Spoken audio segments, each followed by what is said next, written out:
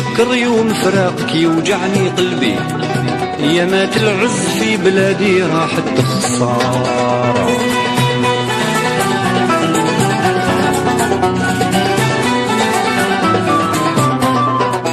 معرفتش وين كان هذا الزمان مخبي، نهجر ونعيش غريب وحدي في بلاد النصارى. لا تردي عليا اللوم ما هو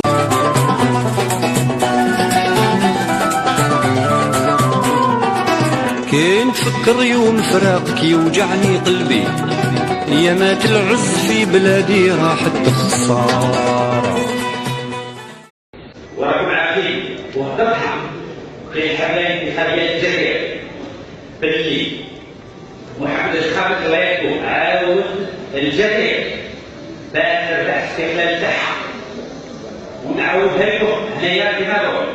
ربما ما بغيتش نجرحك بس تعرفها، الجزائر بقى فيها الاستعمار. انا نتكلم اخويا، وانا تعجبني تقول الاسولف في اللون، تعجبني بزاف، لاني انت قلتي كلمه حساسه عندنا كاهل الريف، لاننا شفنا الجزائر عاشت الاستعمار اكثر من قرن. والله ما كانت فيهم الرجوله يخرجوا فرنسا، والله ما كانت فيهم الرجوله يخرجوا فرنسا، والله ما كانت فيهم الرجوله يخرجوا فرنسا.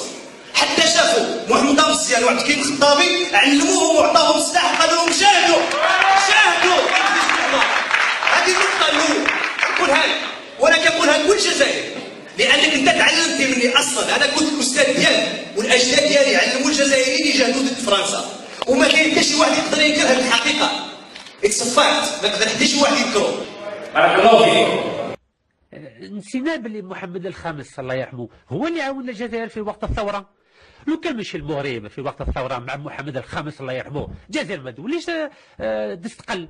ما ننساوش ابدا. ويخطئ من يسيء الظن به. قيل ان الشعب المغربي ساعدنا البارح واحنا قلال الخير. احنا دفعنا الثمن من اجل تحرير الشعب المغربي، احنا دفعنا الثمن. ما زالوا في هذا القاعة ناس احياء كيف تخلوا عنا. ليس الشعب المغربي الذي تخلى عنا اثناء حرب التحرير، عندما تعهدنا باننا سنخوضها حربا شعوى حتى نطرد الاستعمار. فماذا وقع؟ وقع اتفاقيات مع الاستعمار الفرنسي، وقعد الشعب الجزائري وحده في الساحة يقاتل بكل السماتة.